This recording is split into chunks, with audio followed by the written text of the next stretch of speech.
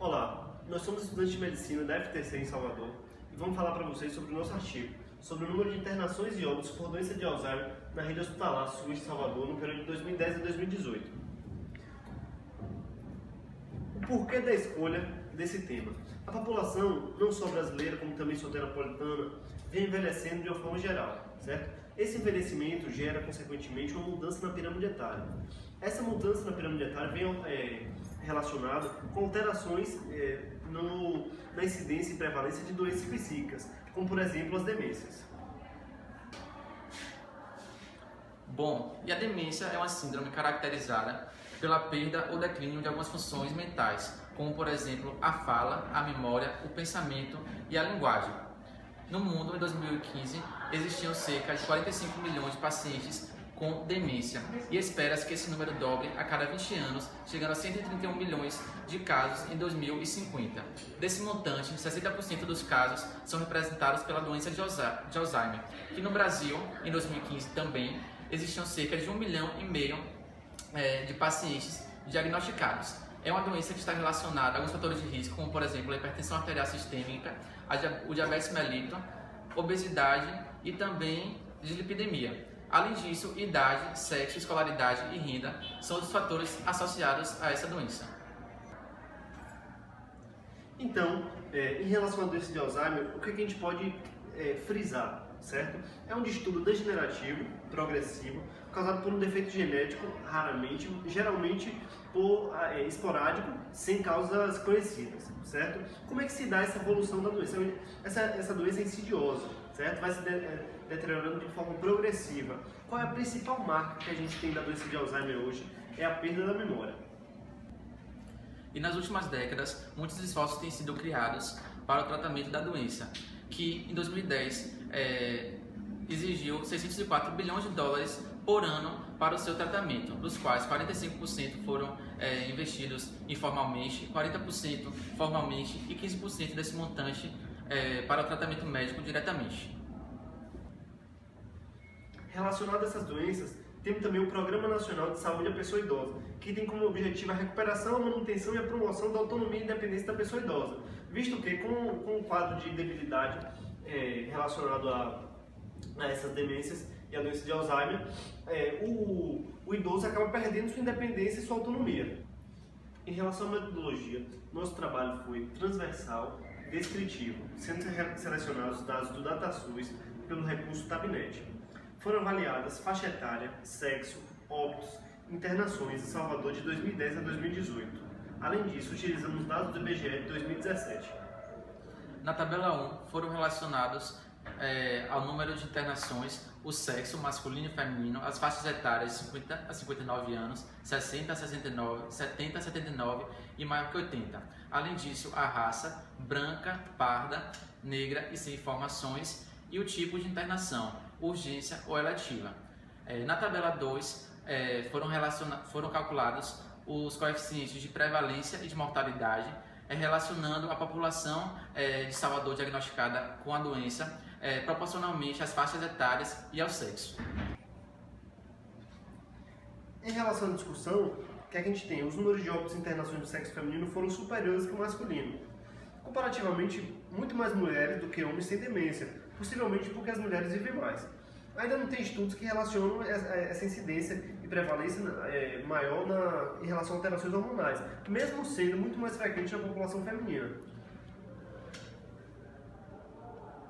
Os dados também evidenciaram uma relação de proporcionalidade direta entre as faixas etárias e as taxas de óbito e de internação.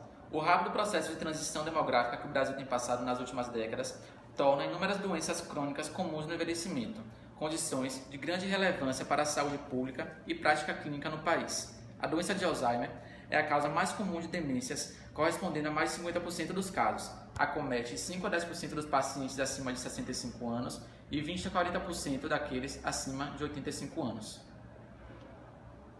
Então, assim, nesse contexto, a gente tem a probabilidade do Alzheimer muito maior em relação ao envelhecimento. Por quê? Porque fisiologicamente o envelhecimento celular favorece a gênese de patologias demenciais, como por exemplo a doença de Alzheimer, que a gente tem se referido no trabalho.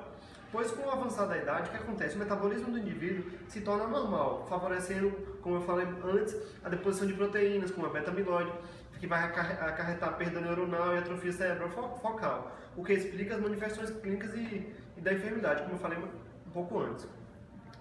No caso do Alzheimer, essas manifestações se prestam através de quê? De funções de perdas cerebrais cognitivas, perda de funções de realização de tarefas, memória enterógena, linguagem, raciocínio, solução de problemas. No caso mais graves, pode gerar até incapacidade de deambulação. Além disso, não há diferenças raciais e étnicas para o risco da doença de Alzheimer. Em outras literaturas, o estudo a partir de análises étnicas ainda não foram aprofundados, portanto, não há um respaldo científico que justifique o número de casos de óbitos e internações maiores na população negra. Em contraponto, no estudo em questão foi verificada uma maior prevalência da doença na população negra e parda em relação à população branca, o que ainda não apresenta relevância científica devido à falta de embasamento científico. Infelizmente, a gente tem uma carência de estudos de informações em relação ao tipo de internação, né? Urgência eletiva no meio científico, quando se trata da doença de Alzheimer. Mas a gente acredita que a taxa de urgência seja amplamente maior, por conta, a gente pensou na negligência médico-familiar em relação a essa enfermidade. Por quê? Porque na maioria das vezes os indivíduos que têm demência não são assistidos da maneira adequada, visto que essa doença já acarreta uma mudança muito grande na dinâmica familiar. E além disso, o acompanhamento neurológico específico acaba não ocorrendo. Diante disso, a maioria dos pacientes só vão procurar o serviço de urgência ou até de emergência quando o paciente apresenta alterações graves. Além disso, não foram constatados casos entre 50 e 59 anos. De um modo geral, o coeficiente de prevalência para o sexo feminino e masculino obteve um aumento proporcional ao aumento da idade, sendo que quando analisamos a população maior que 80 anos, essa fica mais evidente. Encontramos o coeficiente masculino de 190 e o feminino 150 para cada 10 mil habitantes. Como já foi discutido na tabela 1, o envelhecimento é um dos fatores mais característicos da doença de Alzheimer, cuja fisiopatologia foi explicada anteriormente. A alta prevalência justifica maiores cuidados com a avançada idade, suscitando políticas públicas que façam triagem e acompanhamento multidisciplinar para os pacientes. As tabelas do estudo em questão também evidenciaram a relação do aumento do número de óbitos com o número de internações em pacientes de idade mais avançada, independente do sexo, que muitas vezes já apresentam distúrbios graves da doença. O que a gente tem de relevante ainda para pontuar? A necessidade de ações afirmativas relacionadas à saúde do idoso. Por quê? Porque se a gente tem um envelhecimento populacional, a gente vai precisar dar uma assistência para esse idoso. A gente vai precisar dar um suporte para que ele tenha uma velhice, um término de vida adequado. Então o que acontece? Nesse contexto é importante olhar com mais cuidado, olhar com um olhar humanizado, tanto não só para a saúde física como para a saúde mental desse idoso. E com o passar dos anos, o que a gente tem percebido? O aumento da incidência das doenças de Alzheimer. Então, se você tem um aumento dessa incidência, a gente tem um aumento da quantidade de pessoas marginalizadas e em relação ao estereótipo que essa doença traz junto.